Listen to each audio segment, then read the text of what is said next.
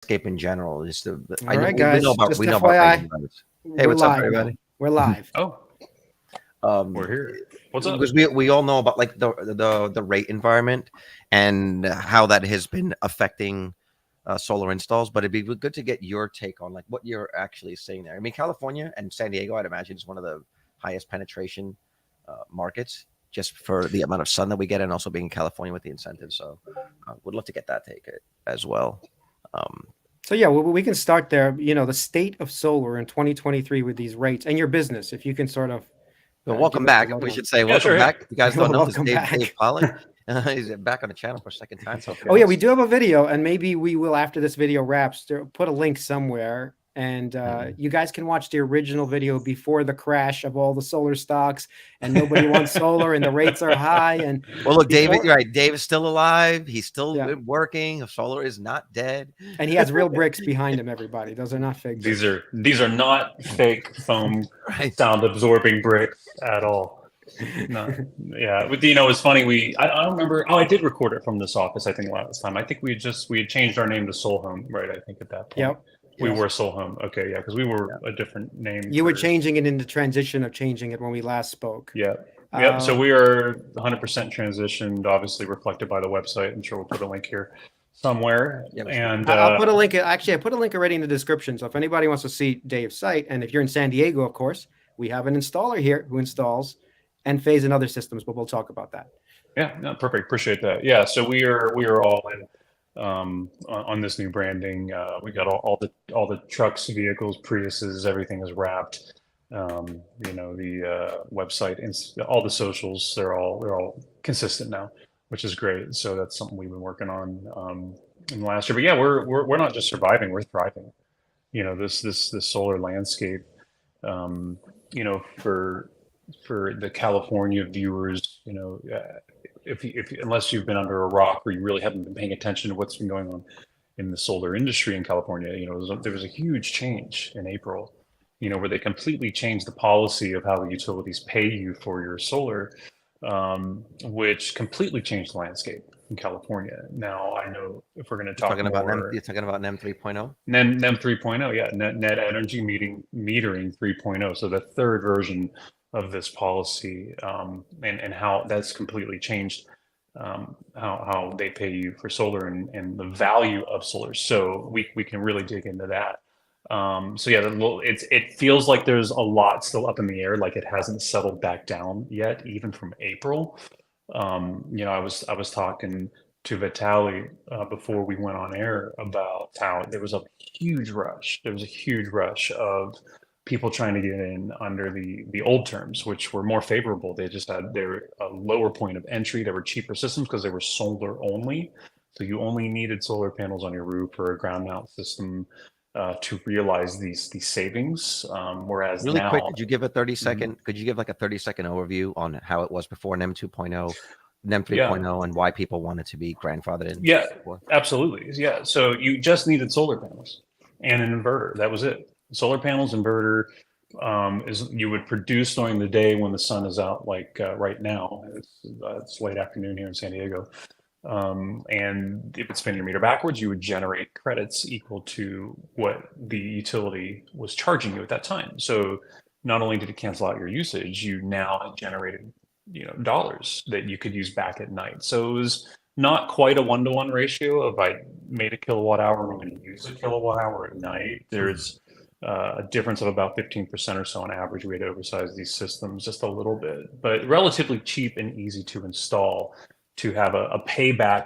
We were seeing payback returns on larger systems, 3.5 years, 4 years. They'd have all their money back if they paid cash. If they financed the job, their bills would be cut more than in half. With the finance payment being less than half of what they were paying the utility. So really huge incentives to do this. So that was the old terms. The new terms they are not paying you anything during the daytime for your solar anymore. I mean, pennies, less than pennies, like hundreds of pennies now per kilowatt hour during the day. So the solar backfeeding the grid during the day is just completely useless and pointless. It's all about the battery now. You've got to have a battery.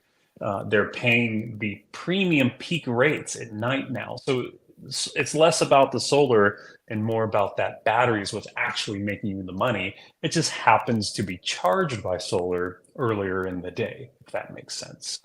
So that's the new landscape. Can you explain? Because a lot of us that are bullish on the solar industry, or even those of us in California, we feel like it's a bunch of guys in the back room that are trying to screw over the customer. Can you give us an idea of like how do they sell this to people? Like how did California sell this to people where it's actually something that they would want? Because they are at the same time trying to incentivize customers, but then to take away the biggest incentive for it and blatantly steal power from you during the day if you don't have a battery, charging you nothing, forcing you to get a battery so that you can then make some of the money that you were making. Right. Can you give us an explanation? How was this sold to customers as well as installers? Yeah, so I mean, it wasn't really sold to any of us. We were forced into it, but is the reality. But as far as how they're trying to spin it, I'll tell you that version. How about that? They're if I could. I don't know. I can't share my screen, can I? You can if you put up something. You can click present on the bottom. Present share screen, and then I can make it public. Okay, let me pull something up for you. There's this thing called the duck curve. I actually have a video on my YouTube channel. The duck curve. The duck curve. So I'm actually going to pull That's that up here. He'll show it, but I assume it's where the power is produced more during the day, and you're taking from the grid at night, that kind of thing. That's right. So I have that pulled up here. Let me see if I can. Click present and share if you see that. Dave's solar went out.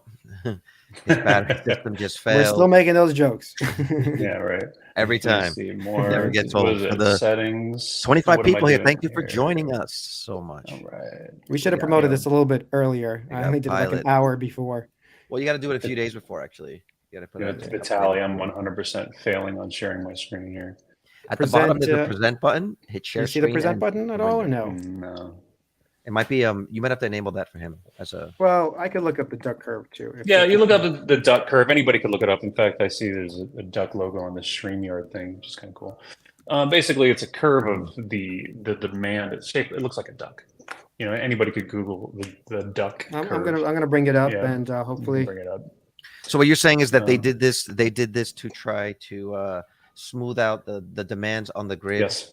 That's exactly right. They're saying so.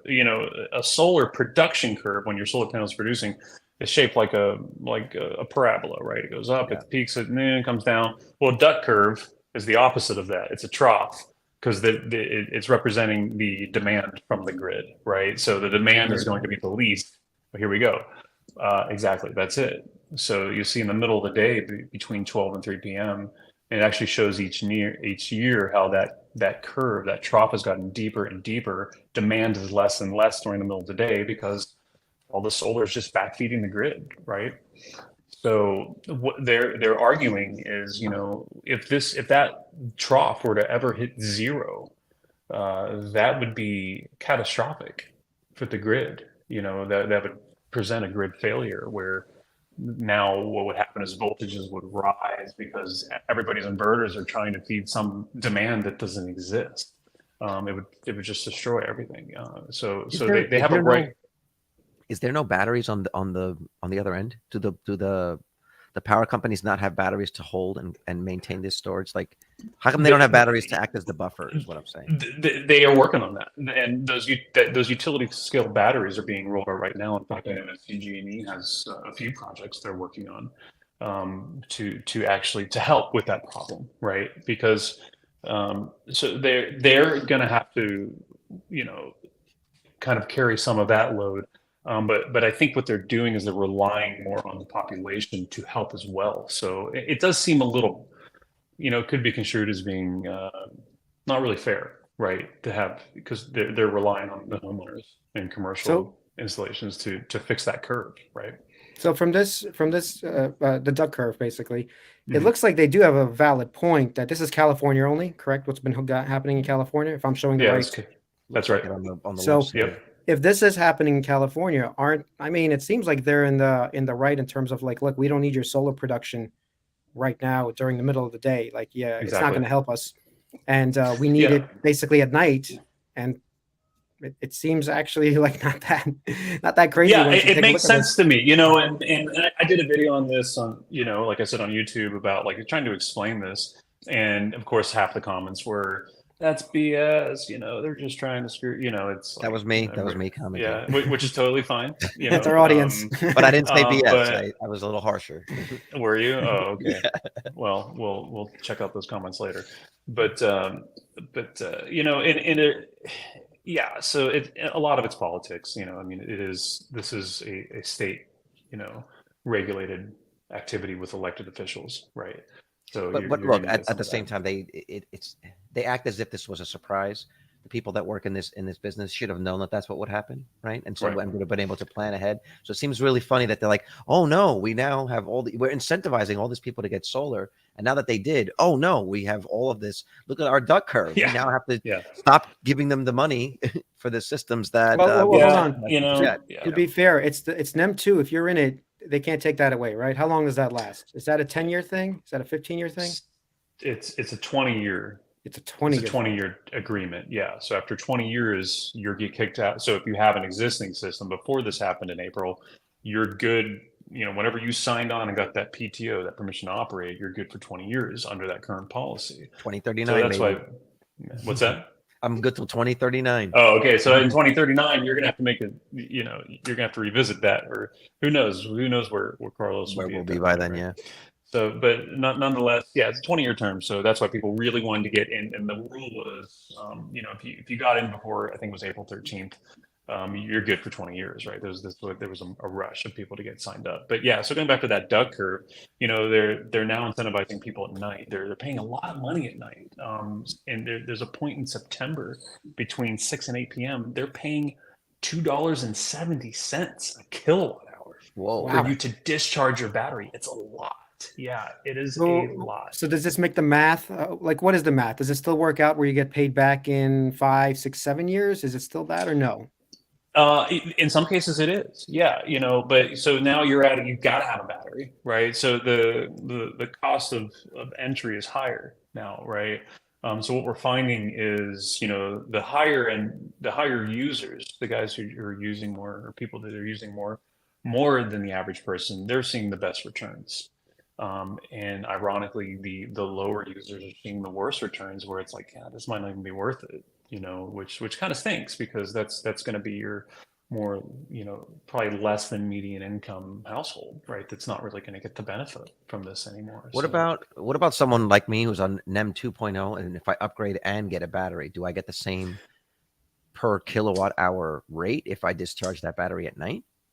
so no, not on your current policy. No, you don't. If you're on NEM 2.0, you don't get those $2.70, you know, kickbacks at night. You don't. You would have to switch to the 3.0 policy to get that. So I wouldn't recommend that. You're probably on a better deal right now, as a Yeah, whole, right, over the yeah. year. Yeah. So I do want to ask, so before we leave what happened in April, because that's when it transitioned to NEM 3, your business, we talked about this before the stream, but Yeah. I assume you had a lot of business up front.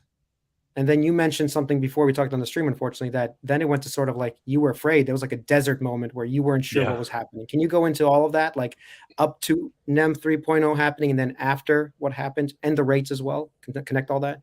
Yeah, sure. Yeah, so starting off at the beginning of the year, you know, our company and a lot of the really big players like, you know, Sunrun and SunPower, all there, lots of advertising dollars went into trying to make, you know, the general public aware of, hey, there's a huge deadline coming up. If you're on the fence about solar, if you wanted, you know, to maybe augment your system, you know, get your solar now, you know, the big, you know, deadline, the flashing lights, neons, do this before Advertising, April big push. 13th. Yeah, you know, just big push. So that got everybody kind of out of the woodwork who was on the fence about it. So they started fanning out, looking for installers. Hey, we better take advantage of this. So I'm sure those big companies that spent all those marketing dollars did very well with that marketing. But we benefited from that as well, just by bringing general awareness to it, right?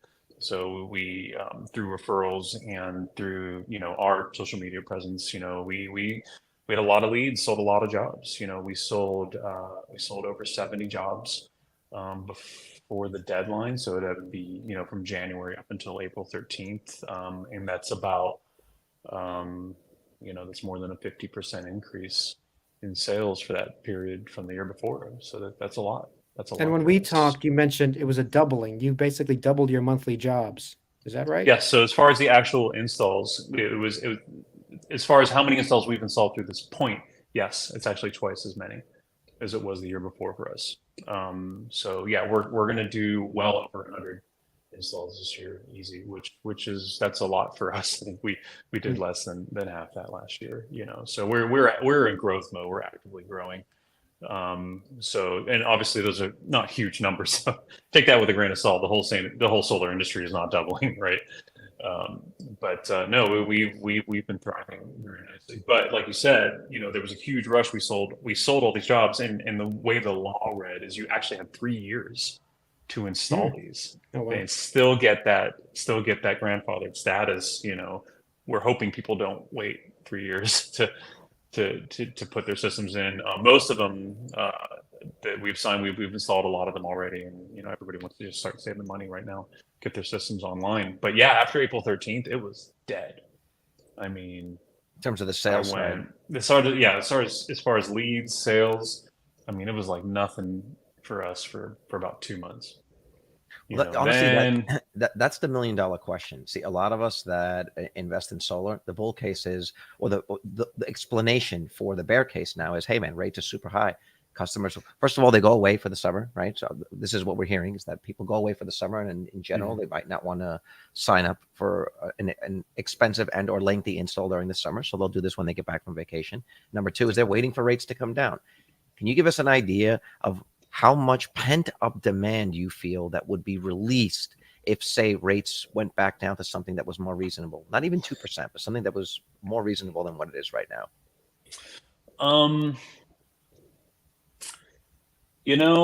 It's too soon to tell. I got to be honest with you, because we're just getting back, and I was talking about this earlier, where we're just starting to get some really solid leads coming in again, starting to feel normal again, like a normal early fall.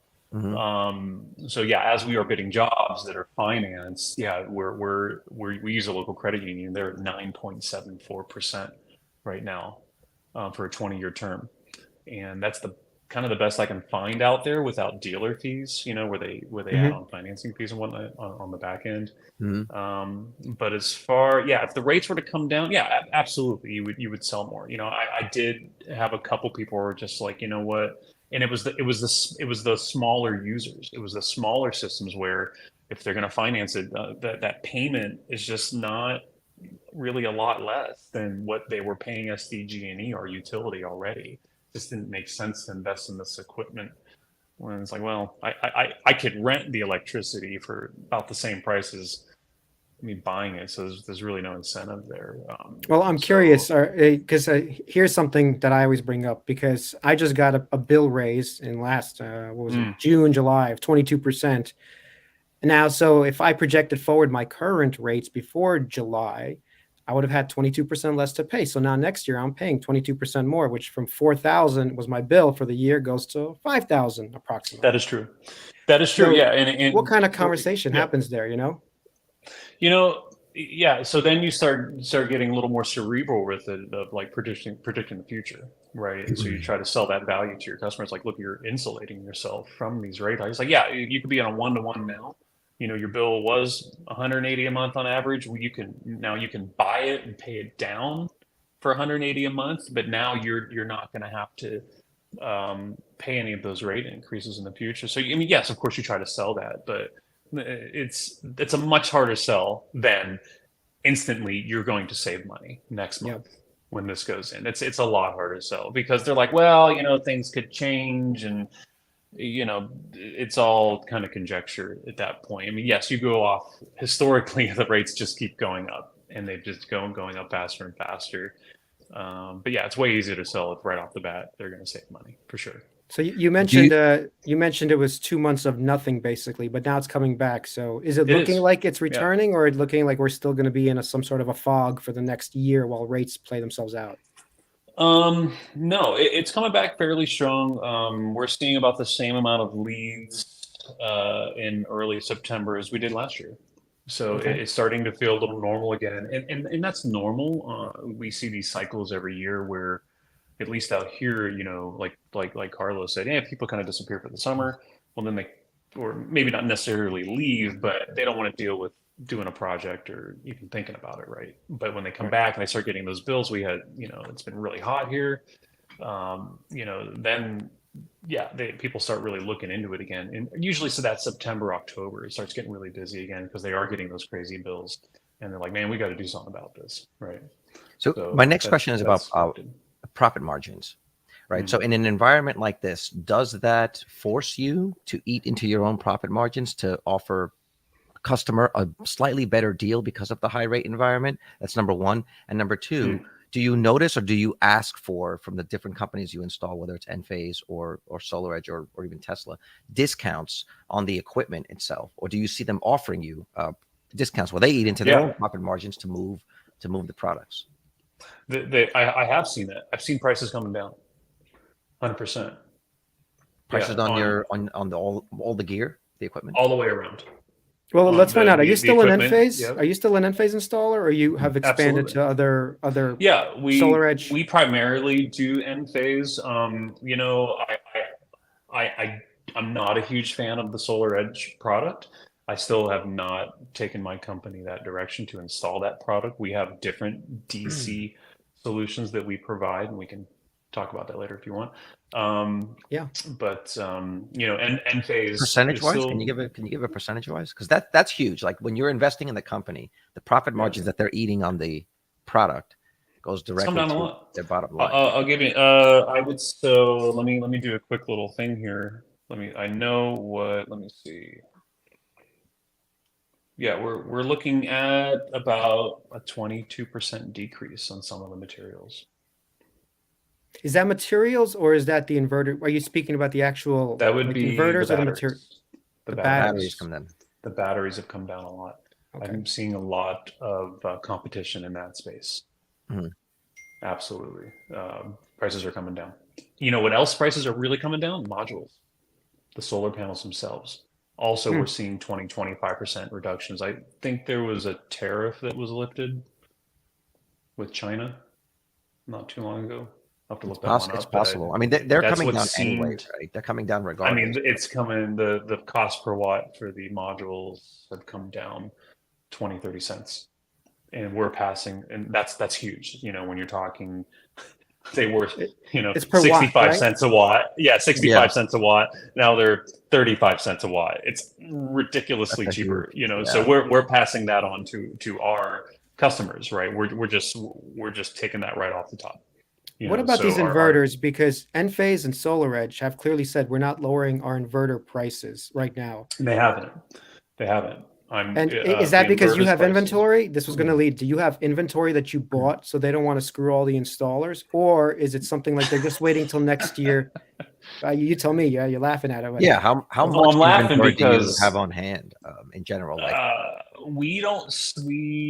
I can go look. Actually, I'm right beside the warehouse. If you hear warehouse, go to the warehouse. We want to. If you hear warehouse, kilowatt system installed. What do you got back there? Yeah. I mean, we burned. We do. We don't hold a whole lot of it because of how the market's been crazy volatile. We did buy containers worth of solar panels. So that's what was it, 17, 30 some pallets worth, and there's 32 pallets, whatever, 1,000 something panels. So we have that inventory. The Enphase stuff, dude, freaking Enphase, dude, they ran a thing where, that's why I was laughing, because through Q1 and Q2 they were running a rebate for installers. Mm-hmm. For us, it was $1,000 rebate per a 10 kilowatt hour battery. And so we were like, cool, sweet, let's buy a whole bunch of them while there's a rebate, right? So we did. So I have, I got like 10 of them left out there, right?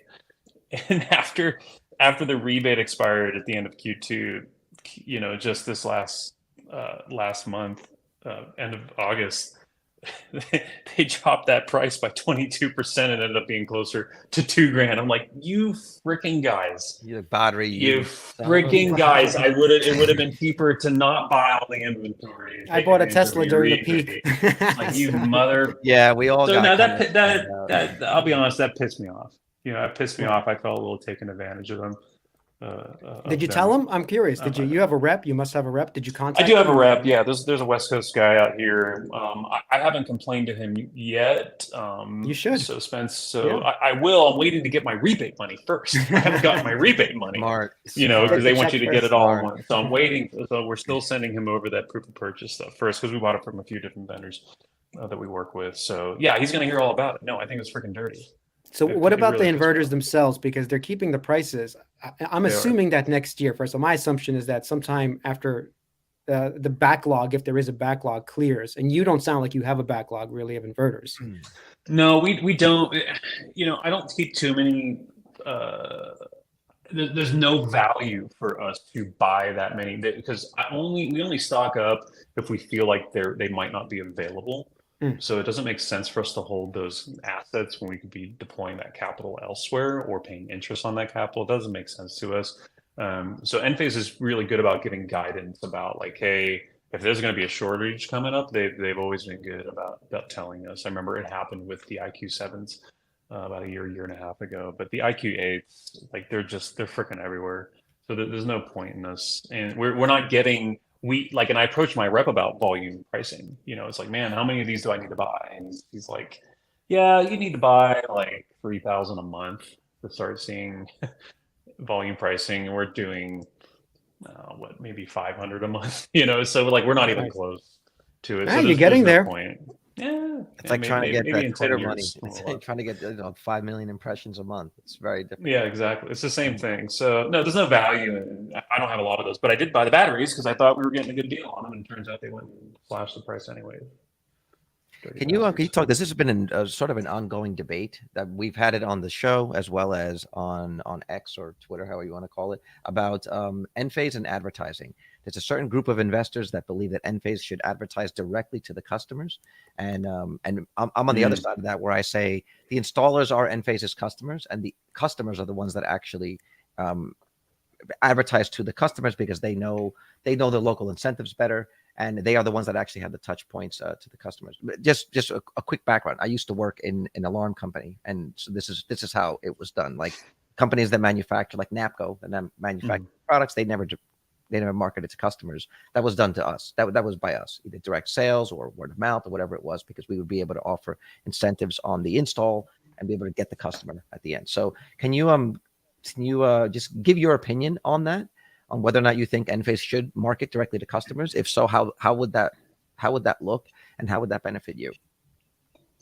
I feel like they already do a little bit. If you look at their website, it is very like homeowner friendly.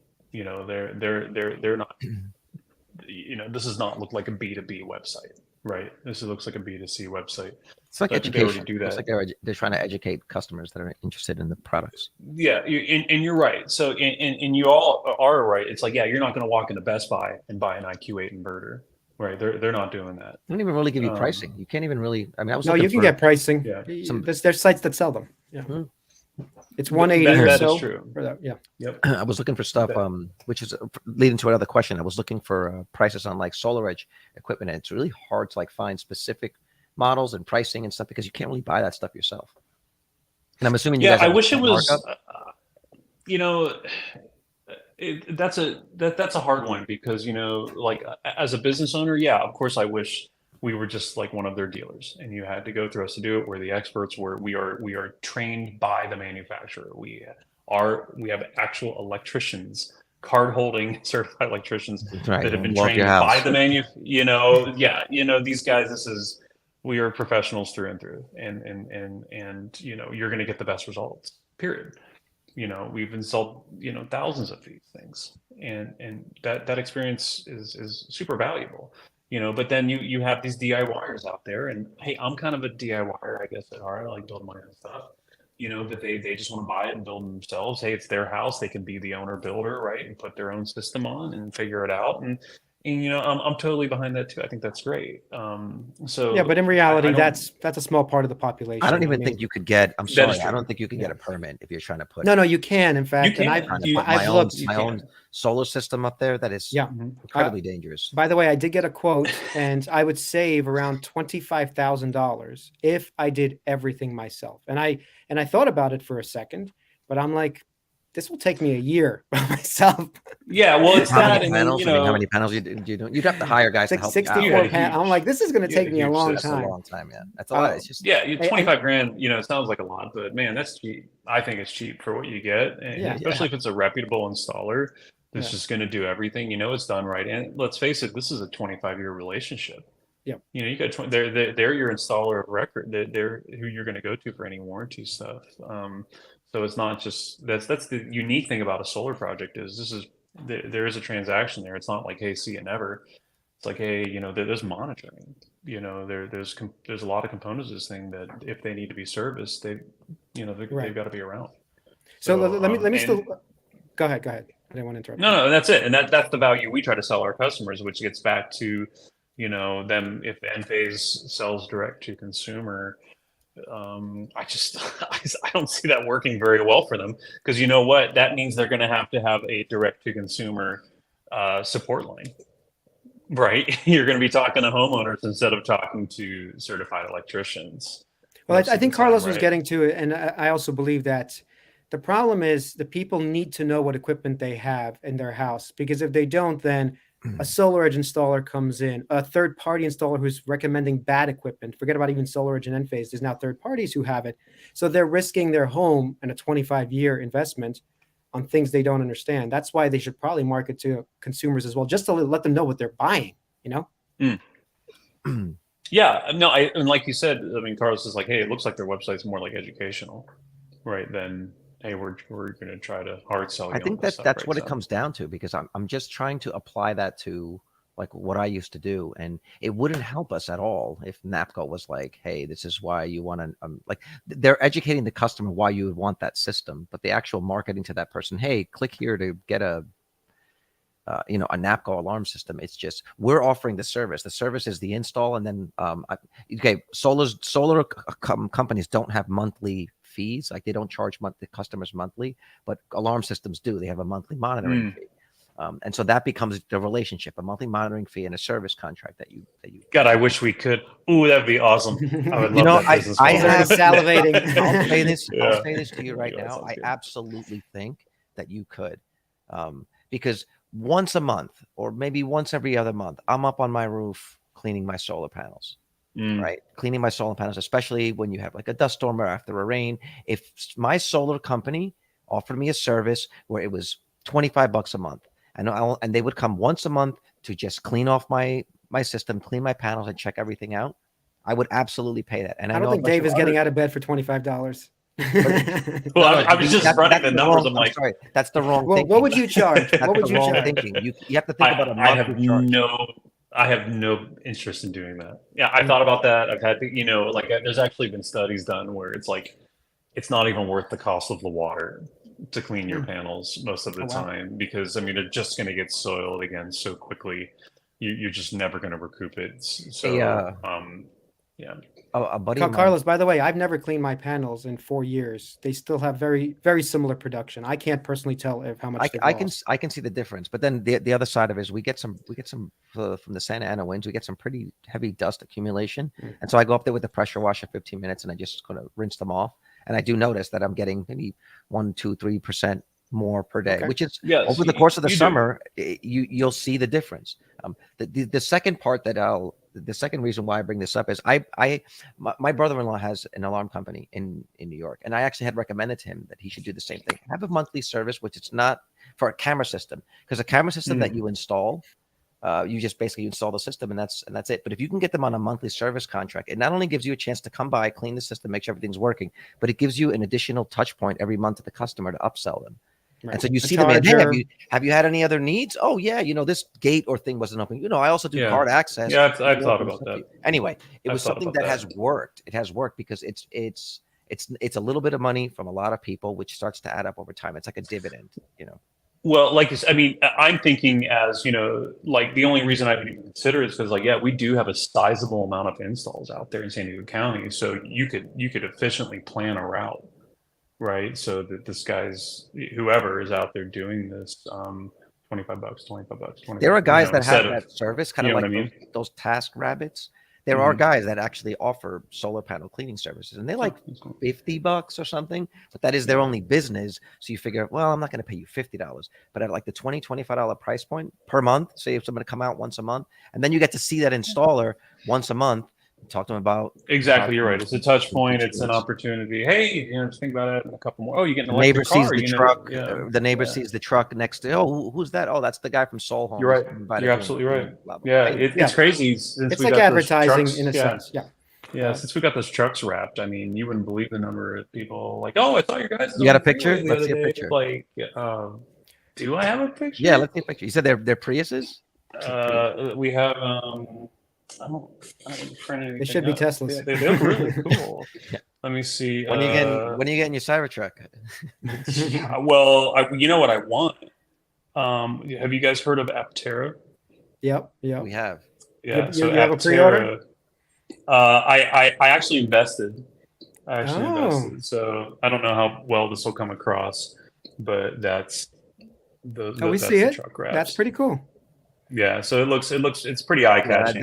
That's going around. No the question, right? So I want to. You can see that truck. So two things, because I don't know how long you have, but we have at least until 6:45. Is that okay? Six. Yeah, I'm good. Okay. So the first question is still back to the inverters. Do you see Enphase lowering their prices and making it cheaper just to buy solar in this high rate environment? Like January, whenever after this backlog, whoever has this backlog clears out. I don't know if they're going to. I don't know. I don't. Solar Edge. I think the only way that either of them are going to lower prices is if they're playing chicken, right? If one goes, the other one's going to go. They have to. Everybody is lowering battery prices. There's way more competition in the battery market these days. This is one thing I did want to talk about with Enphase. Well, actually, a couple things. They are coming out with a new battery. I don't know if you guys saw that. Yep. So they do have the 5 kilowatt hour, the 5P, P as in Paul, battery that's coming out. They said it was coming out this month, next month. Thing with Enphase, you just never know when it's actually going to come out. So we're not selling it yet, even though our guys here did go get hands-on training with it here in San Diego. I think it was last week they did it. So it's coming. It's out. It's being field tested right now. In fact, I saw a guy. There's an installation out in Miami right now that they are deployed. So that's great. I feel like that battery it's more in line with the competition as far as the power output. So yeah, it's only 5 kilowatt hours. It's pretty small, and it puts out the same amount of instantaneous power as like the 10T battery does right now. It's got twice the inverters in it. So that was always Enphase's Achilles heel, was that they had a 10 kilowatt hour battery, but only put out 3.7 kilowatts. Tesla's doing twice that.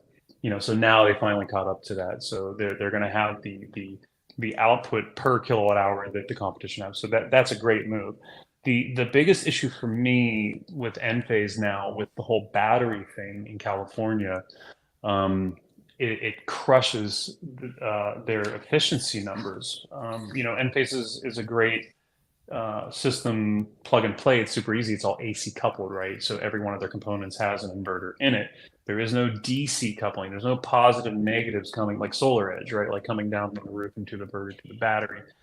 So that ends up being not a great thing for Enphase. So I actually have their spec sheets out in front of me. So like for the 10T, that battery for that round trip efficiency, it's converting twice. It's converting to AC at the like panel. 3 times. It's going, the roof is DC, then it's AC, then AC, back to DC in the battery, and then back to AC to actually feed the house at night. So it's like 3 times.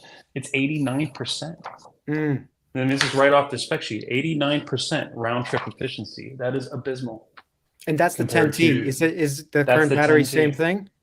Yeah, I think, because they're using the same inverters. The inverter efficiency, these IQ8As, which I have here. And I've seen in their batteries, they basically gang up 4, 5, 6 of them inside of the they're stacking 6 of these things in there now, and they just all run in parallel, which is great. It gives you a lot more throughput, which is what I feel that battery's been lacking, which they're doing now. But I mean, you're still seeing those same efficiency numbers on their IQ8As. That, I mean, it's great because it's modular. It's like basically the same architecture across all their devices, but until they get those individual microinverters more efficient, but I don't care how efficient they are, you're going to lose because you're inverting Every three time. times now. Yeah. Instead of a DC coupled system. We like SolArc. I don't know if you guys have heard of Yep, that. I have That actually. one. And SolArc is yeah. great. You know, it's ridiculous. It's like 97% efficient. Compared to here's a 89. question. Not Here's a even question. close. You still need Almost the. 10%, yeah. Are you still saying keep the inverters on the roof and add a SolArc? Because I did have an installer recommend that to me. Isn't the efficiency still just as bad because you're going from the DC to AC, going back to the SolArc? It still has to convert it back to DC. Is that not the way? You're 100% right. Yeah, no. I would only if you're going SolArc or a DC coupled system, and if you have a blank slate, yeah, no, stick with all DC. Use in fact, we're using Tigo optimizers on the roof. Tigo's Southern California rep was in our office this morning. I'm pointing here. That's our little conference room over there. He did a whole presentation on the Tigo has a system coming out. I don't know if you guys know this. I think it's called I heard of them. EI, the Energy Independence System. So they make little optimizers that rival inverters, right, for DC coupled systems. So now they're getting into the inverter and battery market as well. Keep an eye on them. I know they had an IPO not too long ago. So Tigo is really pushing it hard. TIGO. What is the ticker on Tigo? While you're looking that up, I have two questions that I've been wanting to ask, and you seem to be the guy that would have the answer. So, with respect to the IRA, Vitaly and I have been discussing how the IRA offers incentives to homeowners that purchase equipment. So the question is, they're saying that they offer 11 cents per watt for a microinverter versus 6 cents or 0.065. 6.5 cents. 6.5 cents for a central inverter. So if I buy a SolarEdge inverter, right, I'm going to get 6 points. No. This is for it's not for the person. This is for the manufacturer. They get that incentive. Right. So, right. Yes, it wouldn't go to the customer. It would go to you, the installer. No. The manufacturer. The manufacturers get it. I wish. The point. Yeah, he wishes he got that. Yeah. Right. Okay. So they get, right. So they're getting a 0.065 incentive per watt for the size of the inverter. And on the Enphase system, you're getting 11 cents per watt of the microinverter. Does that make sense? Did you read the IRA? I don't know if you even paid attention. Okay. So these are incentives. Right. These are basically, manufacturer incentives. So the government's going to give them a credit essentially. So for an Enphase microinverter, I think they peak out at like 650 watts. So 650 watts times 11 cents is what they would get as almost like a rebate, right? And then on the SolarEdge side, if they have a 3,000 watt inverter, they're going to get 3,000 watts poured times 0.065 as a credit. I'm not sure he looked into that. What we're discussing here. No, I haven't. So I want to bring it to what you were saying about Tigo. Well, I mean, he doesn't know about this inverter thing. I mean, that incentive wise. Where are you going with it, Carlos? My question is what I was trying to figure out. Like, I had a SolarEdge system for a little while, and I believe that my inverter was overspec'd for my system size, because SolarEdge has specific sizes, like capacities for each of these inverters. So what I was trying to do was trying to spec out an equivalent size Enphase system versus an equivalent size SolarEdge system, and see which one actually works out to be better on the incentive side for the manufacturer. Yes, because if I have so in other words, if I have Enphase's systems are spec'd really closely to the amount of power that the customer is going to use, because the inverters are by the way, I got spec both systems currently, both 25 kilowatt systems. So the specs are going to be the same for whatever your electric usage is. It's not different specs for a different person. No. What I'm saying is because Enphase's systems are basically, you have an inverter at each panel, and on the SolarEdge system they have different tiers of inverters. So if I have, say, I have a 2 kilowatt hour system, the lowest inverter that they make is 3,000 watts. So I'm still going to have a 3,000 watt inverter even if I have a 2 kilowatt system. Does that make sense? That's what I'm getting at. So if they go from 3,000 to 4,500, and I have a 3.2 kilowatt hour system, I'm getting that 4,500 kilowatt. Correct me if I'm wrong. Don't you oversize the solar panels for the inverter? That's more common Yeah, that is more common we call it over paneling, right? In fact, that's a great way. So a DC system has an advantage over Enphase's system in that you can over panel a DC inverter, like sometimes 2 to 1, a 2 to 1 ratio of, like, if you have a 3,000 watt inverter, you can put 6 kilowatts of solar on that inverter. It's just going to throttle it, right? And it's like, why would you do that? Well, for us, we would do that to try to get around doing a main panel upgrade. That's the biggest bottleneck for us out here in California is what is the size of their main service panel? And a lot of these older homes are 100 amp service panel. You can only put a 20 amp breaker on those per code, which means 16 amps continuously can flow through there. That really limits the size of the system that you can put on there. So what doing a small inverter with more solar panels means, you're just going to make way more energy in the mornings and the afternoons, right? If you have a whole solar curve here, by having a smaller inverter, you're just cutting the top off it. It's going to hit 16 amps by 9:30, 10 a.m. It's just going to level, and then it's under. What happens to that? What happens to that excess power, though? Where does that excess power go? So it doesn't go anywhere. You just simply don't produce it. Like, that would be a case of, look at this guy lives 200 yards from the nearest transformer, and it's underground. You'd have to trench. It would cost this guy $50,000. So just forget it. Just give me a DC inverter. We'll over panel. We'll try to max out as much as we can. So that's the way to get the most amount of production with the lowest price, to get this guy the best return on investment. So that's a little trick in the industry for over paneling.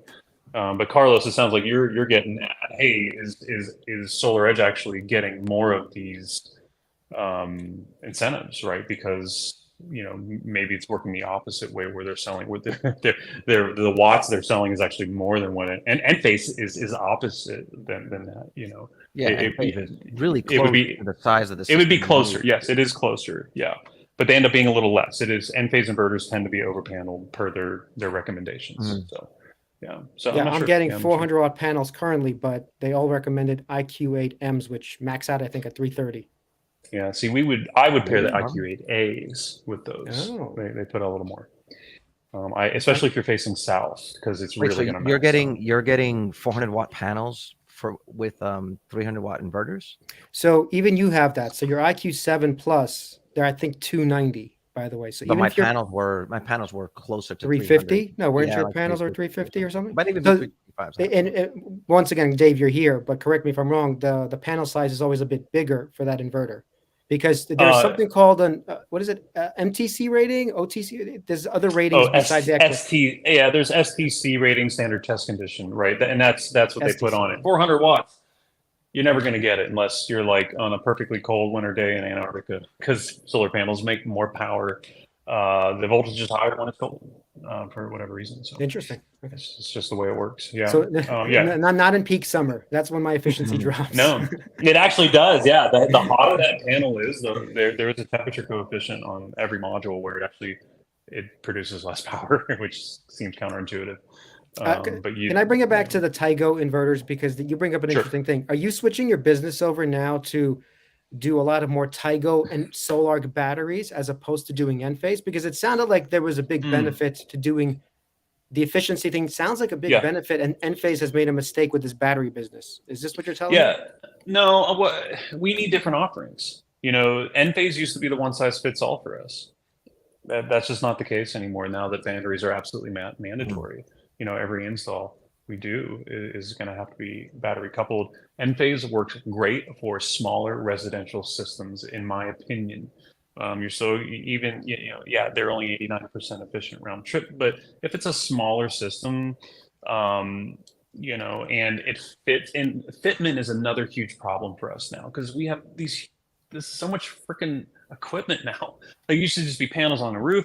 You'd have your little combiner box. You're done. Now you've got a 50.5 inch wide battery that's like 30 inches tall. You have to have, the system's controller. This thing's 36 inches by 22 wide, and there's setbacks, like, per code. I can't have it 3 feet from a window in case it catches, so like you run out of wall space really quickly. And it's super frustrating when we're trying to sell these systems. Like, where the heck are we going to put this equipment? Is this an Enphase problem, or is this all of them? This is everybody. Yeah, this is an everybody problem. But Enphase, and that's why I'm excited about the Enphase 5P battery. It's a lot thinner. It's a lot more power, because for us, it's all about, the vertical height of the wall. I mean, most walls are freaking 8 feet tall, right? That doesn't matter. It's how wide are these things? How much energy can I pack into linear foot, right? And it's going to open up more opportunity for us to put it in more homes. So that's hugely important.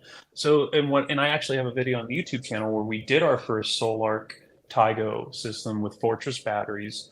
I think it was last January, right? And I said, look, I could not get Enphase to fit, period. It would not fit. They're just too big on this homeowner's house. But the Tigo thing, I could line it all right up. It all fit in like a 32-inch wide space. It was freaking sweet. Or with the SolArc. Did you tell Enphase that? Did you yeah, they know. Oh, they know. Hey guys, literally just for the side. Yeah, that's why they came out. I mean, that's why they came out with the 5P. It's a lot slimmer. It's not 50.5 inches wide anymore. I don't have the spec sheet in front of me. I think it's like 20 inches, 24 inches, something like that. Way better. So I'm excited for that. And then you could stack them vertical, right? So now instead of being this wide for a 10 kilowatt hour battery, right? Well, now I could do it in this space. It makes way more sense. So I think it's very smart that they did that, because that's what the competition's doing. They're more vertically integrated. So is this the problem right now? Because there's a battery. Enphase can't sell batteries, by the way. So at least from all their stats, they're failing at the battery business. Is this going to continue, or is it you see it actually change it because they're innovating to change it? I mean, they're trying hard to innovate. I mean, and I don't see it getting any worse. I'll tell you that. They've done a lot of work on those batteries with the form factor and with the communications. That was a huge problem they had when they first rolled these out, about 2 years ago. It was wireless communications. It was like things. I mean, we're looking at our monitoring, and like batteries are just cutting out, like losing data. The battery wouldn't be communicating, wouldn't work. That is completely gone. I have not seen that in months. I don't know how they did it, but they fixed it. And this new 5P battery, no more wireless. It is hardwired. They're going to have like Cat 5 cable or something. Wired communications now. So they're like, forget it. We're not doing the Zigbee wireless stuff anymore. It's just going to get better. I do believe that. So Carlos, I'm going to show your thing in a second. Yeah. But let me just ask him a follow-up. So the follow-up is basically because, so Tigo is making better systems in terms of having a battery, higher efficiency. So are you pushing customers now, just flat out, towards having a DC coupled system as opposed to an AC coupled system because it's more efficient? Are you there? But so your question is basically, is SolarEdge better? Oh, he might have to come back. Are you okay? You hear me? Dave? Dave? Take my hand, Dave. Save yourself. I think he's frozen. Dave, are you frozen? Well, Dave is gone. Okay. Oh, he's back. Am I back? All right. Sorry, I switched networks. So I was like, something's not quite right with this. Did you hear my question, or should I repeat Come on, Cox. Repeat it if you want. It's something about Tigo. So I'm basically trying to get to the bottom of it. If you were a big Enphase bull like 2 years ago when we spoke, a year and a half when it wasn't. And now, because of NEM 3.0, you're telling us that Tigo makes technically a better, more efficient system that you're recommending to customers because they have a battery, more efficiency, it's more vertically, it's a less space. So is this now something that you're going through where you're transitioning away from Enphase to Tigo? Enphase is still the easiest for us to install. Also that right now, from an installer standpoint, I'm going to still default to Enphase. As of right now, I like defaulting to Enphase. It's super easy to wire up. It's easy to install if it's a grid tied system, meaning we just want to make money from our battery, right? If somebody's looking to have off-grid capabilities like battery backup, the SolArc Tigo combination DC system starts looking way more attractive from a money standpoint, from an install standpoint. So right now, if it's just a grid tied system, we still really like Enphase. We really do.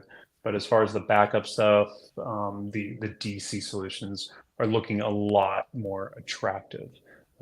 because there's so much more. There's other components that you can fit in such a smaller space when you're trying to do And that. does Solar Edge play any, because they have a DC couple? Why are you trying to go this other route? Why not just use a Solar Edge? Why not go with Solar Edge? Because I'll tell you why. Because Solar Edge, yeah, man, It's their service. They're just really, it was awful. Sorry. I have a friend who owns a solar company across town. We all kind of network out here and stuff, and he's a huge Solar Edge guy. He'll never touch an Enphase microinverter, and I don't know if I'll ever do a Solar Edge system. It's just, it's like Ford versus Chevy. It's Genesis, Nintendo. It's right, McDonald's, exactly. It's like that. But I went to go visit his warehouse, his shop, and I saw a stack of Solar Edge boxes sitting in the corner. And this is probably, I don't know, 6 months ago. And I was like, "Oh, did you just get a new shipment?" And he's like, "Oh no, those are all the warranty claims." I was like, and you're pushing Solar Edge Y? It was like super, like, do you hear the words coming out of your mouth? And we just don't have that problem. Ask me how many warranties. So I do want to go down this rabbit hole a bit, but let's go to Carlos's. I think he had something to share here. I want to just, because I've had a bunch of questions for you before we even get to that. Actually, let me just stop sharing for a second. So the first question has to do with Enphase's EV charging and vehicle to grid, because now we can share my screen. What I'm seeing is, in California, they give you stop the share. In California, they'll give you a $500 rebate for the install of an EV charger. But here's Enphase EV charger, and just for a standard EV charger, you're looking at something like $800, $900, or $1,000. I think it's $1,200 for the 60 amp version. So yeah, look, this is $809 for the 40 amp version. If you go to the 64 amp version, it's almost $1,200 for an EV charger when the rebate's only $500. So my first question has to do with how many systems are asking you for EV charging, and do you see that increasing? Like, is there a demand? Are you seeing a demand from these solar customers looking for EV charging specifically for Enphase, and or bi-directional charging, say for using your car battery as the home backup? Yeah. So yes. So the EV is part of the conversation, I would say 80% of the time now when we're sizing a system. Somebody calls us for a quote. If they don't say, "Hey, we're thinking about an EV," or "We have an EV," we'll bring it up. "Hey, you're thinking about buying an electric car in the future? Let's make sure we size the system appropriately." That is, I would say at least 80% of the time that is, they bring it up, and if they don't, we'll bring it up, right? So everybody's thinking about that. And some people are doing it kicking and screaming, like, well, I guess they're going to force me to get an electric car. And some people are like all about it. They already have their electric car, right? Like we do. We have electric cars in the fleet. But as far, I have had a couple people like request some information about Enphase's solution, which is like, has bidirectionality. But I find it to be a little bit more of a gimmick than something people are going to use. The bidirectional charging. So you're saying it's a gimmick? Just to be clear, vehicle to grid, vehicle to backup. I feel like it's not going. I feel it's a little gimmicky. I kind of do. I watched a lot of stuff of how Ford rolled out their solution for that, and it was just horrendous. Right? They completely screwed it with how their partnership with I think it was with Sunrun. It was just awful experiences with people installing that equipment.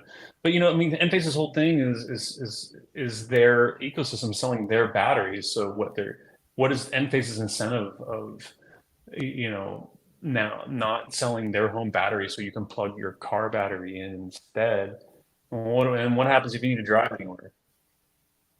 Well, that's always the concern. Is you could be left. You could be left with no power in the home, and also no way to drive. There's a fire in the neighborhood. Power goes out. Your battery's drained down. You can't go anywhere. And now you can't drive anyway. No, I think it's really stupid. To be honest, I think it's about as stupid as sunlight backup. I thought sunlight backup. That is dumb. It was just dumb. Really dumb. Never sold a sunlight backup only system. Like it was so limited. Well, can you give why? Because I've talked to an installer too, but can you tell us? There's extra costs here and everything. Can you tell us like why this is dumb? Oh, for the sunlight backup? Yeah. Yeah, for the sunlight backup, you had to do basically all of the work you would have to do to bring an off-grid battery anyway.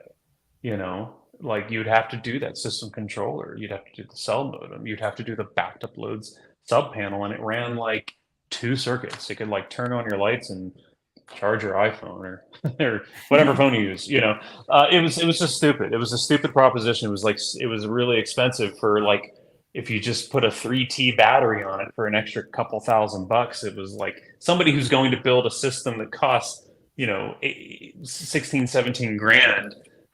They're going to put a little battery in it. It was just like no one was interested in it, and I didn't try to push it because it just seemed, it was dumb because like, yeah, it would work when the sun is up, but like, as soon as the cloud, like they even have like like videos of like this is how it's going to work. It shows a cloud coming over and everything turning on, and the cloud leaves and turns back on. It's like, man, for just a little battery, it's such a better experience, and for hardly any more money.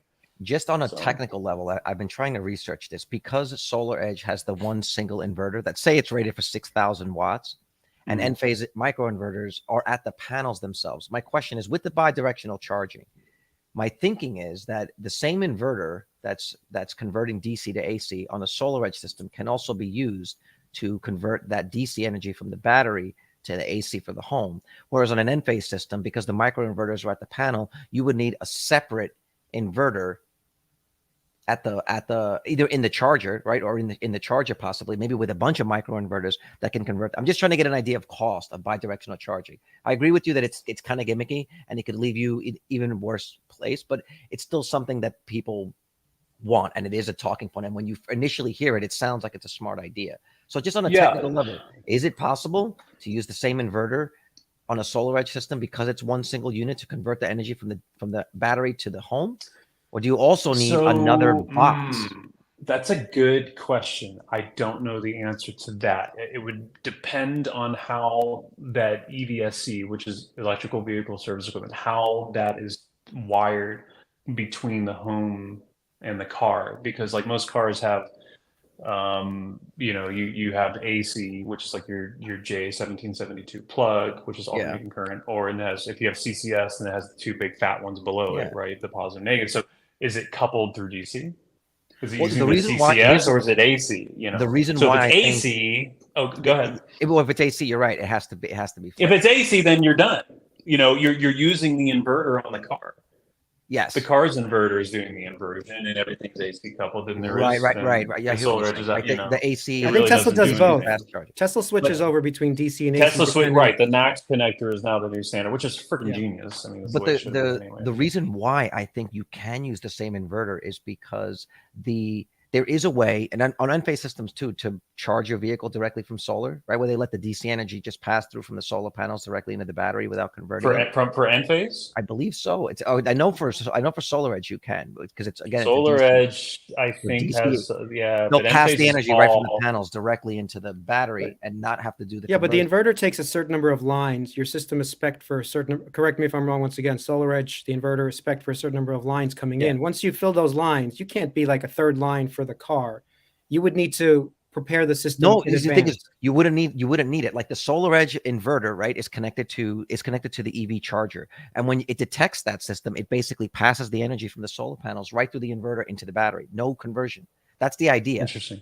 That's what's making me think like maybe you can then send it power the other way, and then instead of it getting energy from the solar panels to power your home, it's getting energy from the battery to power your home. That would, in other words, look, I believe it's a gimmick. I agree with you, and it's probably not the best thing for a homeowner, but in terms of ease of use, like turnkey, if you buy that SolarEdge bidirectional charger. I think Rango's answering your question here.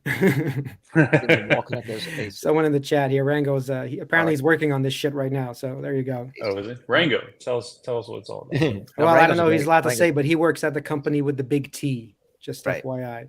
Gotcha. So guys, by the way, post some questions if you have them, and we'll ask here. Dave, we're running to the end, maybe 15-20 minutes more. Just if you have any questions, post it. I got one. Hold on. I do want to bring up back, because like I do want to say, like, you said Tygo is good for certain situations and SolarArc, and it's funny because I was recommended a SolarArc by another installer. He said Enphase batteries are junk, don't buy them. So my question is, I mean, that's crazy. No, that's fine. Who said this?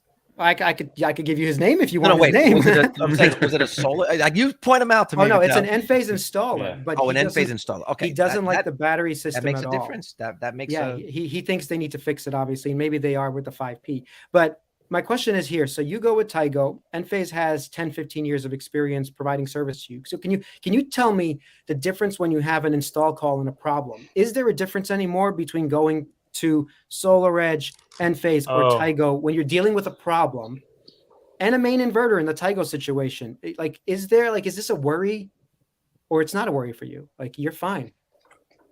that's a good question. So it sounds like you're asking about the customer service on our end, right? Yeah. Like if like us, for Enphase is the best in the industry, hands down. I mean, you can get them on the phone with usually zero wait, and Oh wow, get it, zero, not even a figured minute out. and a half like I, Badger I is said. that don't it? remember. Is that I a actually big? happened to call them yesterday. I didn't wait. I called them for Wow. something. I usually don't anymore. Usually start Did you prank doing call it. I them? Do you was just say, "Hey, just checking, just make sure that"? Okay, yeah, well, right. I still don't want to leave this because I'm trying to find the bear case here. What about Tygo? Did you ever call Tygo, Solark? What happens when you call We those did call people? Tygo. Yes, we actually had a pretty good experience. Like one of our first installs with them, we were trying to figure out how to use their friggin' app, which is not super user friendly. But they answered right away. They walked us right through it. It was actually a really good experience. The Soul Arc they make. Oh, and you asked me earlier, like why not Solar Edge, right? If I'm into DC, that they're a major player. I like the Soul Arc kind of approach because what that does, Soul Arc works with any 48-volt nominal battery. So Solar Edge, you got to use their battery. I think they have an LG one that works with it too. So you're super pigeonholed into what they're going to give you, right? I love that, Soul Arc is a little more open source, right? You have tons of competing battery 48 volt. I mean, look, most of these batteries are lithium iron phosphate, which is the exact same chemistry that's in the Enphase battery. It's a great chemistry. It's Are you super, using are super you using stable. EG4 with the Solark? That's what I was We recommending. have used it. We have used the Okay. EG4. Yeah. And it's freaking great. And it's the best price I can get out there for like a super reputable system that's UL listed, tested. I cannot find anybody else to beat it for the quality. And it ends up just being more bang for the buck. It really does. So But I do like how that solar can use any 48-volt battery. Pick one. So my question to you, if you're installing something on your house, and I think you already have solar, but if you were doing it right now, just honestly, what would you do? Well, I'm building a house right now. So I have been deep in thought about this. It's made entirely of solar I panels. This is like what's completely. that? Well, Elon wanted a glass house, so you want a Oh, completely solar panel house. yeah, yes, it's all going to be a building PV. What do they call it? BIPV, building integrated PV. I'm doing a DC coupled system. I'm going to do like a solar type DC inverter with That's a big statement right there. That is a big I am. statement. I know, it's because I have a huge system in mind. I do, I want to do a 20. You said that a little bit kW like system. shameful, like you were kind of cheating on. Like, I'm sorry, I know I'm I selling you was this such for a your house, but fanboy. I was such a fanboy for so many. Well, my use case is different. Like I want to go really big with it. I'm building a big house. And I'm doubling down on the DC side. Actually, there's another YouTube video we put out a couple months ago. We're starting to get into doing DC lighting for homes. So 48-volt lighting where you get perfect dimming, no flickering. You ever try to get a dimmer to work with an LED? oh yeah, It sucks, right? So no, the system eliminates all of it. It uses thermostat wire. I'm going to be wiring the lights in my house with thermostat wire. Okay, so you're doing some special project. I am. I got I've been you. looking for that for the backyard. I tried the solar ones for a while. Eventually, Yeah. they get caked up and dirty, and then they don't work. But I didn't want something that. So I'm nerding out on my house. This is not a typical use case for someone I would just sell to, in a typical, grid type system. It's just different. So if you ask me what I'm using, might not be reflective of what. Can you share that this Yep, was. I'm going to share this right This now. was a big question that I had. So the same guy, the electrician that does most of the work for me, he installed my car chargers. He is trying to get into solar because he's like, man, every time I go to these houses, they're always asking me if I could help them with their solar or help them install batteries. And he was telling me about this company, Blue Eddy, and apparently Blue Eddy, these batteries, they're giving them away. Like the California is either giving heavy incentives or they'll give you the battery for free for your home. And these are basically just energy storage systems. Now this company does a lot of like portable energy storage systems, but now they're doing home energy storage. And this is something where you don't even need solar panels. It basically just charges off the grid and gives you some power so you can have a backup at night. I find it interesting that they have a Rivi in there, but I can't find the exact verbiage of these incentives. And I was wondering if you can speak to, or if you know of this company, and if you know, like, what's the deal that Blue Eddy is making with California? Like, how accurate was what my electrician was saying? Did we lose Carlos? Hello? He's there. Oh, there he is. I think it's you. I lost. Did you hear the question? I did.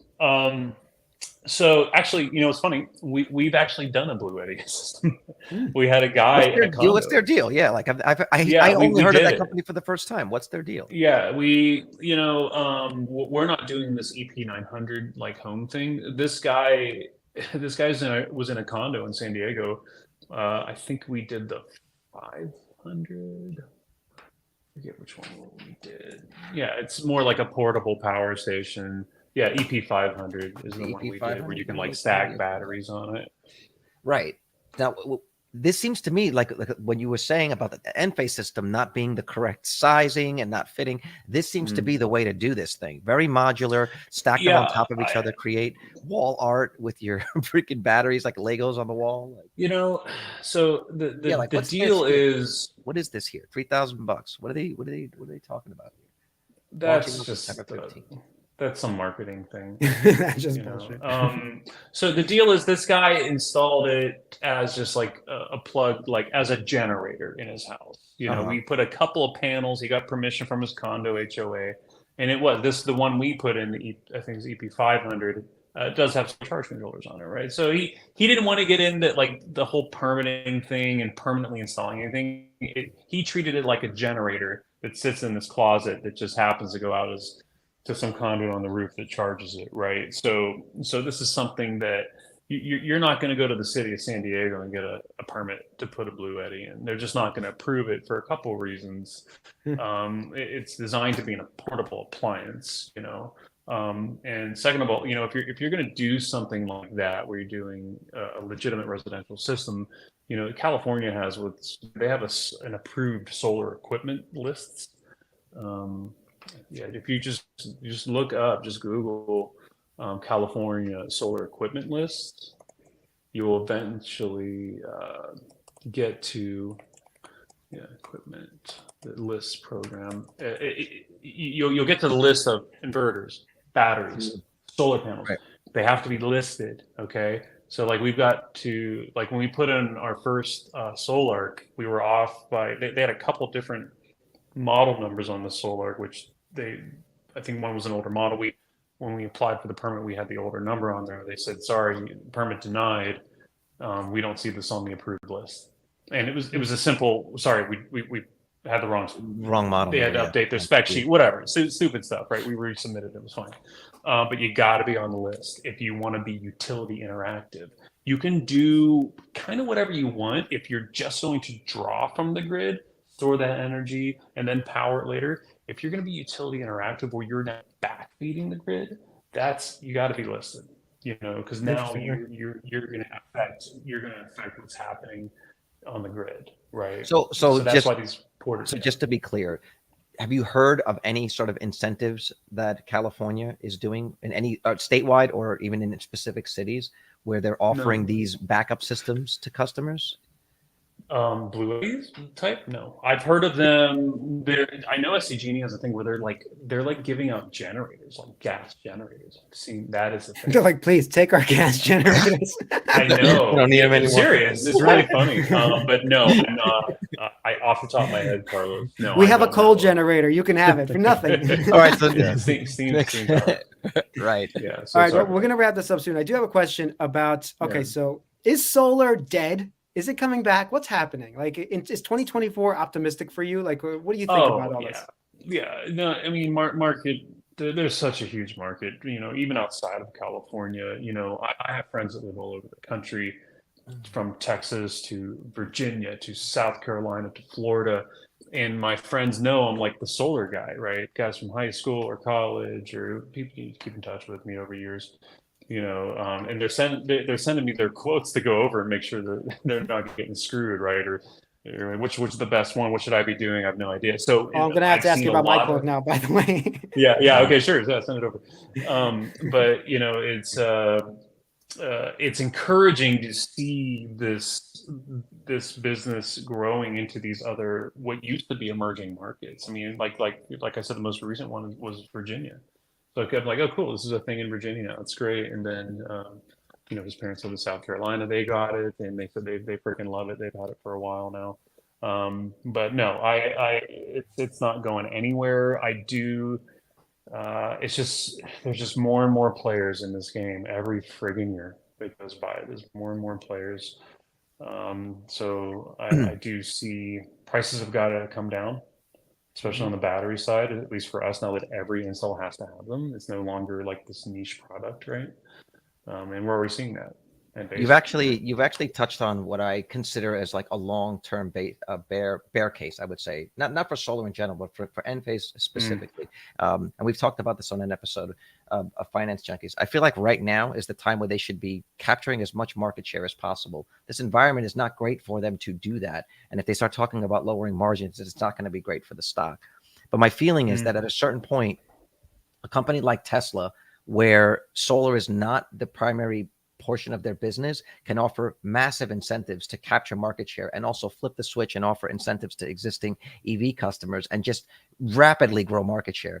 Chris and I were talking about this offline, and he was like, what happens if Tesla offers a deal where like, hey, you buy a new car and get a solar system and we give you one price.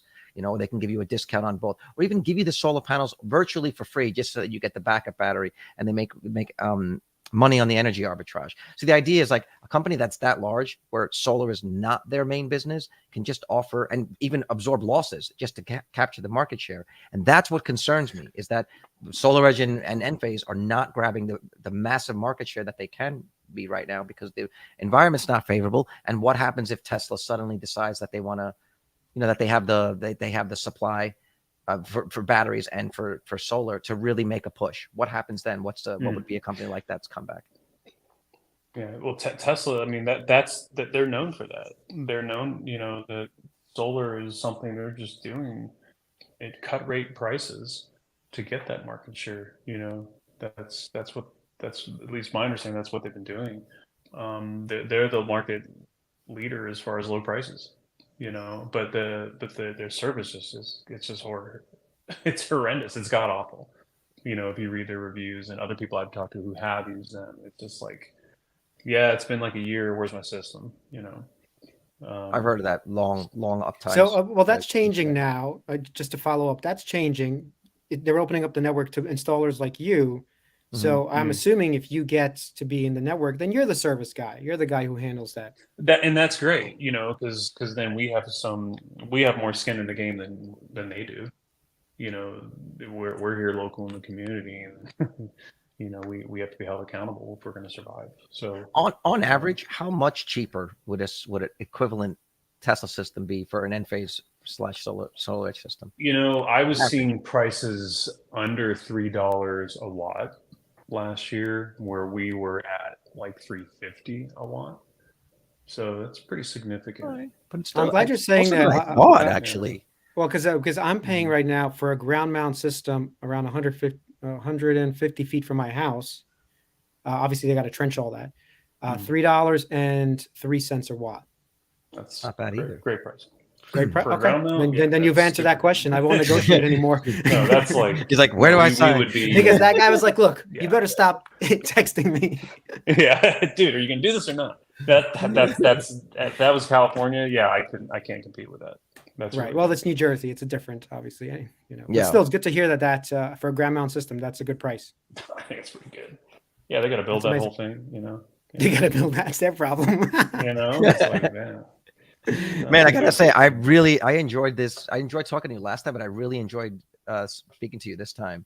Yeah. Just thank you for the time and like the super you got it. detailed information. Like you answered so many questions that I have that I've been trying to research. You're better than Google in this sense. For this stuff, man. It's just like just talk to the guys that are doing it. Fuck. I'm not going to let him Yeah, off just Jesus. easy. I will after this, but thank you, of course. So, in your opinion, right now all the solar stocks are down, right? Yeah, Are yeah, you? they're Can you taking a get beating. not investment advice, but are you looking at it? Are you trying to pick up some Solar Edge and Enphase or something else or Tygo? You know, no, I'm not. Hmm. I'm not, and I'm not because I feel like they're losers. I'm not doing a lot of stocks right now, hardly any, really, just really super passive stuff. I'm trying to build my house, so on a personal level, I have other things that I'm putting my money into right now. I did invest in Aptera, the EV. I don't know if you guys. I Right. think So you've I lost mentioned all your that money there. earlier. I got you. Yeah. So there goes my 10 grand with that. No, that project told spoke to you. me, and I actually went there. I went there and I talked with Steve, one of the Oh, wow. co-CEOs. I went there. I was like, "Hey, I gave you some money." And he was like, "Cool, come on in. Let me give you a tour." It was cool. I saw So them. I At don't the, know. I saw them at the car show. They have the EV Expo Oh, that did they you? have out here, and I sat in a bunch of them. And I'm sorry, I wasn't. It felt very. Look, it's a Yeah, great they're- it's a great product, but I just don't see people converting to driving it. It still seems like It's a gonna DIY. get blown over by the wind. Get blown over by the wind. If you crash into anything, any vehicle, it's your coffin. It's I don't know. I really hope like a couple years from now, you'd be like, God, remember that episode we did with Dave, that solar guy? Remember? God, that Aptera, they're like freaking everywhere now. Right. I hope so. Terra No, was listen. the Tesla killer. Who knew? Listen, well, they don't even have to be, but if you're right and they become a $10 billion company, a 20 billion, I assume you do well. You know. Yeah, I don't know. Who knows? It's fun, right? Play with it, see what happens.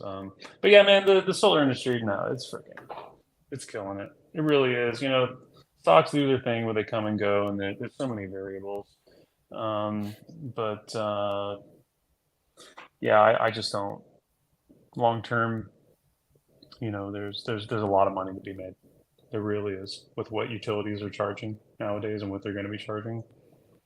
Yeah, it's not going anywhere. Well, And the speaking of prices which, are coming we'll- down, as you we'll talked put about. your Yeah. we'll put your information here. Anybody, but guys, please, of the 55 or 57 people we had a few minutes ago, thanks so much for joining us and Yeah, thanks on for the call. joining us, you guys. And yes, we will put your information for your website. Anybody wants Yep. any more information about him, your YouTube, or do you have a Twitter or an And how much do we get if there's a reference link? what's our $500. If someone buys a solar $500 system, referral fee. $500 Yeah, bucks referral program. we can bring it up to Yeah. 1,000, I think. Right. Yeah, So yeah. it's Well, if the you give me two, coupon code freelancer finance. Freelancer Finance coupon code. Just Yeah, we mention do it that. when you're buying I'm the down solar with that. system from MySolHome.com. MySolHome.com. Yeah, we do make it up in Orange County. We have a really good. We have some guys who use us, who found us on YouTube up in San Juan Capistrano. You know, we'll install in other parts up north too. We're not strictly San Diego County, as long as it's not too far. Like Up and to the right, Joel. Well, let's ask. Here's one question at least. Where is Enphase going? Yeah. Yeah. That is such a broad question. My feeling I think is they're that- going in the right my direction. feeling is, and it's correct me if I'm wrong. My feeling is it seemed a lot clearer and you seemed more Yeah. bullish on it, say the last time we spoke. And now with all of the regulation, all of the new gear you need to install, all of the competition, it seems like it's not as clear, even though you still prefer them as your primary manufacturer. That's just what I I'm would guessing. say all of that is true. Yeah, that's how I'm feeling. I was way more. Yeah, I was more bullish a couple years ago. I was, but there's, like you said, there's way too many factors now. It's way too hard to tell. You know where it's going. Good to with know. them. So. The dilutive market share is what I'm not a fan of. I don't want 15 different companies. I'd rather have like 4. Tesla, Enphase, SolarEdge, one other company, great. Big 4. Like, you know, how many burger joints do you really need? You know what I'm saying? Well, I don't know if he's Seriously. actually that's a good follow up. What are your installs right now in terms of Enphase and this new system Tygo? What is the ratio right now? Percentage? Yeah, that's a good question. Yeah, it's right around that. It's still mostly Enphase. Well, 60, I would say 40, 9 out of 10. 10. Oh, Still 90. 90%. Oh, anyways. okay. It really So- is. so instead It's of still pretty Solar Edge, good. which is buy going call away. options. Yeah. Well, instead of Solar Edge, which is dying apparently, we have Tygo taking over Solar Edge's place. There you go. Tygo's, I don't know. I was really impressed with. I've never had a problem with one of their optimizers. We have a lot of them out there. I love that they're pounding the pavement here locally, and Mhm. they're showing they have a presence locally. We've been in this building for a while now. I have not had one Solar Edge person walk in this door. You know, Franklin Watt Hour, they do batteries. They walked in here 2 weeks And ago. you told them handed we out a don't bunch of like your stuff. kind around here. Hey, yeah, I said I already have an AC coupled solution, bro. Yeah. Give me some DC coupled stuff. So yeah, I just Solar Edge just never, I don't know, just Look, not some doing people it. like blondes, some people like brunettes. I mean, it's Yeah. just not Just your thing. FYI, I It's, started I could my be wrong. my Solar Edge position because I saw them crash. I was like, I need a little Solar Edge, but now I might need a little Tygo. So I don't know. Yeah, yeah. Check out Tygo, man. They're pushing hard to get theirs. And so, look, insider information. The rep told us this morning. RE Plus show is next week in Vegas. That's a big solar expo. He Mhm. said we're getting ready to drop some new products there, different batteries and stuff. So he did say they've got new equipment in the works coming up really soon. So Cool. Thank you that's very all I much. got. I Yeah, appreciate guys. it. Good to talk to you again. I really do appreciate the opportunity. We'll I probably appreciate it. reconvene every year and see the Yeah, state of just solar. see where it's at. I'll let you know how it's going. Thanks so much. Right, Yeah. right. And You then guys take it easy. Bye, guys. Thank you. we'll do like a like and subscribe, and we're Oh, yeah, now we forgot flipping about over that. to guys, hit like and subscribe if you enjoyed Like it, and if you like this kind of subscribe. content. And we're also going to be switching over to Finance Junkies now. We'll literally have like 2-minute warning. So thanks Right. so much, Dave. Really appreciate it. All right. Thank you. Yeah, you guys good? Am I out of here? Anything You're else? good. You're good. Thank you. Appreciate it. All right. When do you think? Oh, this is live stream. No, this is it's already You're there. live. It's So already we're live. done. Yeah. You can no. share the link to Yeah, well- anybody. Spread the You have link the around. link. You could see people have been Of course I would. commenting. When you go back Yeah. and watch, you'll see the live chat on the side. Okay. People were asking questions. And if we All right, I'll actually let you did guys our go. job as YouTube creators and did it earlier, we would have had more people here. But we are also terrible at that. So That's We'll all right. do- Well, that's yeah, what we'll- sharing we'll- afterwards is for, right? We'll Yeah. promote it, but to get the live interaction, we'll promote it earlier next time. All right, you guys take it easy. All right. Bye-bye. That was fun. oh yeah. Okay, so I'm gonna end the stream and we're going over to the next thing.